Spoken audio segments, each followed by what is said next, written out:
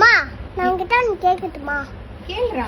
மா ஏன்னா நீங்க எப்ப பார்த்தாலும் நீங்க அப்பா கிட்ட கால் வலிக்குது, கை வலிக்குது, முதுகு வலிக்குது சொல்லிக்கிட்டே இருக்கீங்க. டேய், அம்மா வேலை பாக்குறாளடா, அதனால அம்மாக்கு கை வலிக்குது, எல்லாமே முதுகுலாம் வலிக்குது. ஆமா, அப்பாவு தான் காலைச்சு லேப்டாப் எடுத்து உரைச்சி செய்யறாரு, அப்புறம் உங்களுக்கு ஹெல்ப் பண்றாரு, எல்லாமே செய்யறாரு. அப்பா உங்களுக்கு ஏதாச்சும் உங்ககிட்ட ஏதாச்சும் கை வலிக்குது, முதுகு வலிக்குது, கால் வலிக்குது எப்பயாச்சும் சொன்னாரா? சொல்லவே இல்லைல்ல. ஆமாண்டா, சொன்னதே இல்ல. அப்ப எங்க அப்பாவுக்கு தானே பாவம். அப்ப எங்க அப்பா எல்லாம் கஷ்டப்பட்டு செய்யறாரு உங்களுக்கு. நீங்க கூட அப்பாவுக்கு செய்ய மாட்டேங்கிறீங்க, அப்ப அப்பாவுக்கு தானே வலிக்கும். அப்ப அப்பா பாவம், எல்லா வேலையும் உங்களுக்கு தான் செய்யறாரு. அப்ப அப்பாவுக்கும் வலிக்கும், அப்புறம் அப்பாவும் கஷ்டப்படுவாரு.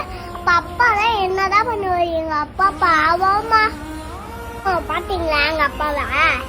ஒரு தடவை கூட எங்க அப்பா கஷ்டப்பட்டு செய்யறேன்னு சொல்றதே இல்லை.